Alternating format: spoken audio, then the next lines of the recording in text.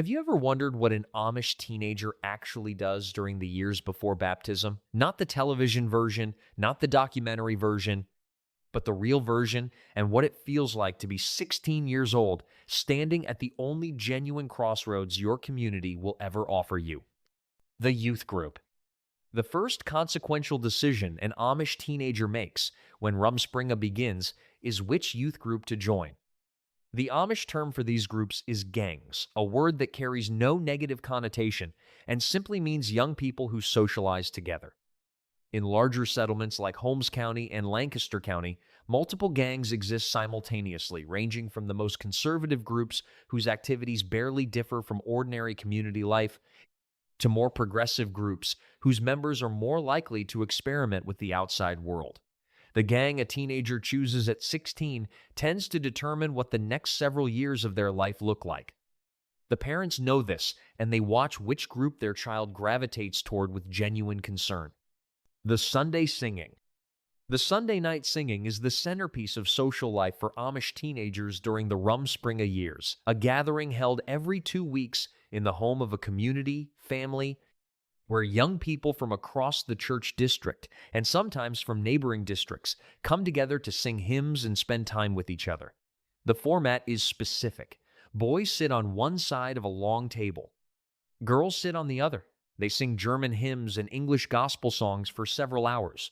The singing is the official purpose of the gathering and the socially acceptable reason for being there. After the singing ends, baked goods and drinks are brought out, and the young people mingle for an hour or two before going home. What happens after the singing is where the social purpose of the event becomes clear. If a young man is interested in a young woman, this is when he asks if he can give her a ride home. That offer made across the table at the end of a singing, accepted or declined in a few quiet words, is how Amish courtship begins. The singing is not primarily a musical event.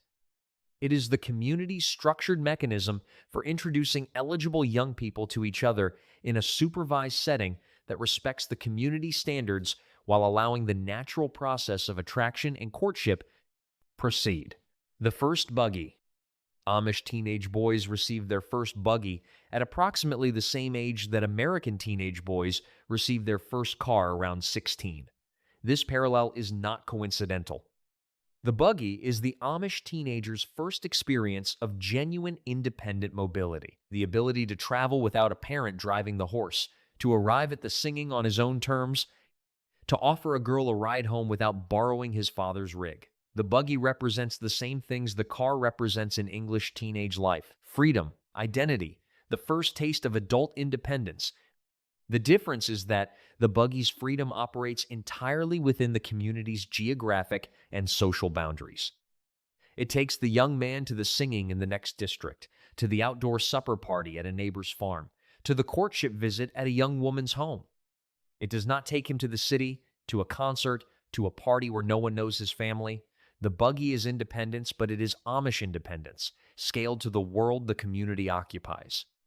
A young woman, by contrast, rarely has her own buggy during the Rumspringa years. She travels to singings with family or is picked up by the young man who is courting her in asymmetry that reflects the community's understanding of the different social roles of young men and young women during this season. The courtship that begins here. Amish courtship is goal-oriented from the moment it begins. Young people do not date casually in the way that English teenagers date, going out with someone to see what develops, maintaining multiple simultaneous interests, treating the relationship as exploratory rather than directional. An Amish young man who asks a young woman if he can drive her home from the singing has a specific intent behind the question. He is interested in her as a potential wife. She knows this when she accepts the offer. The courtship that follows from that first buggy ride home operates along a consistent pattern. The young couple exchanges letters, handwritten, private, the primary communication medium between people who do not have phones and who cannot text. They spend weekend evenings together at the young woman's home, sitting in the family's front room or on the porch, talking while her family is nearby.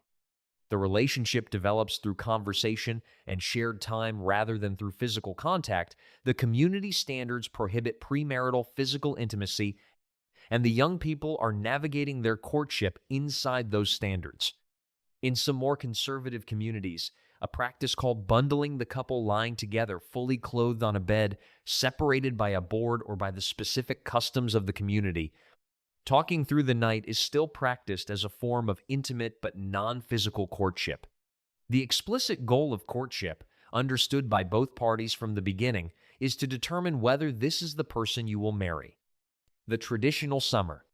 For the majority of Amish teenagers and the majority of Amish communities, the Rumspringa years look nothing like the television version. They look like summer.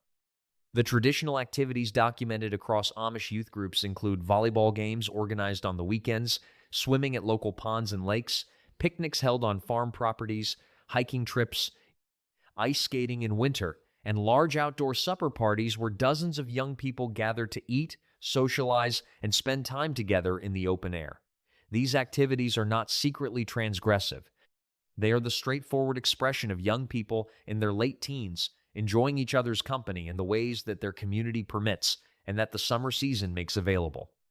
An Amish 17-year-old at a volleyball game on a Saturday afternoon is not straining against her community's boundaries.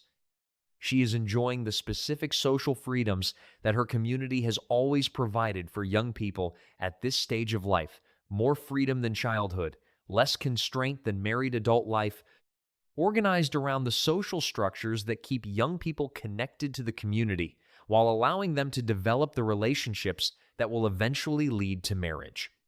The summer that most Amish teenagers have before baptism is active, social, and deeply embedded in community life. It is not a departure from Amish culture. It is Amish culture, expressed at the age and social stage for which this particular form of it was designed. The wild side. The wild version of Rumspringa that television documentaries have made famous is real, but it is a minority experience, concentrated in specific communities and specific peer groups, and it is not representative of what most Amish teenagers do during this period. In larger settlements, where more progressive youth groups operate, some teenagers do experiment with what the community calls worldly activities: a car purchased or borrowed, a smartphone acquired and kept hidden, English clothing worn away from home, parties that include alcohol. These behaviors occur. They are documented. They occasionally make local news when an Amish teenager is charged with underage drinking or a DUI in a buggy. But the frequency and scale of this behavior is dramatically smaller than its media representation suggests, and it is important to understand what drives it in the cases where it does occur. A teenager who joins a progressive gang and experiments with English life during Rumspringa is not necessarily rejecting the community. In many cases, they are doing exactly what the Rumspringa structure was designed to allow, exploring the outside world enough to make a genuinely informed decision about whether they want to return. The research finding that 85 to 90% of Amish teenagers choose baptism after Rumspringa suggests that the exploration, when it happens, tends to produce the outcome the community hopes for. The world is examined. The community is chosen. The baptism classes. Baptism in the Amish community is not a ceremony performed on a young person who has been raised in the faith and whose participation is assumed. It is a voluntary commitment made by an adult who has been through a formal instruction process and who understands precisely what they are committing to.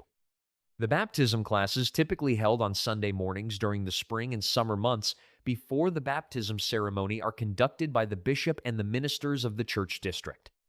They cover the community's theological foundations, the specific expectations of the ordnung, and the nature of the commitment being made.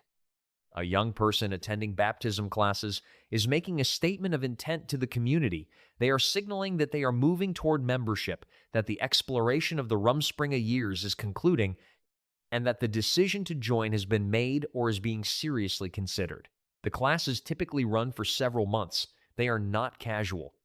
They represent the community's effort to ensure that every person who is baptized enters that commitment with full knowledge of what it requires: the lifelong obligation to the ordnung, the submission to church authority, and the understanding that a baptized member who subsequently leaves the community will be subject to the maedung, the shunning that does not apply to the unbaptized. This last point is made explicit. The stakes of baptism are explained clearly. The young person who kneels for baptism does so knowing what they are accepting and what they would be risking if they later change their mind. The 85% who return. Research on Amish Rumspringa consistently finds that approximately 85 to 90% of Amish teenagers who go through this period choose baptism and remain in the community. This figure is striking given the scale of what staying requires: the permanent rejection of most modern technology, the acceptance of the Ordnung's authority over daily life, the commitment to a marriage within the community, and the knowledge that leaving after baptism will mean being shunned by every person the teenager has ever known. Why do so many return? The answers documented in research and in first-person accounts from people who went through the process are consistent across communities. The community itself is what brings them back. The relationships with family, with friends from the youth group, with the young person they began courting at the Sunday singing are not relationships that can be replicated outside.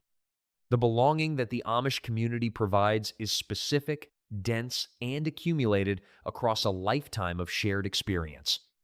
The outside world that a Rumspringa teenager glimpses, whether through a brief exploration or through the simple observation of English culture that surrounds their community, is visible enough to evaluate and, for most, not compelling enough to choose over what they already have.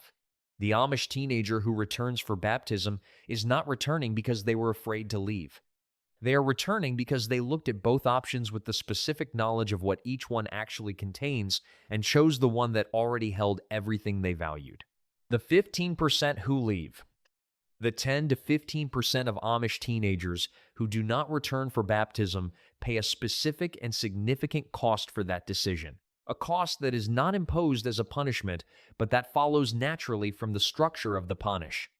Community, they are leaving.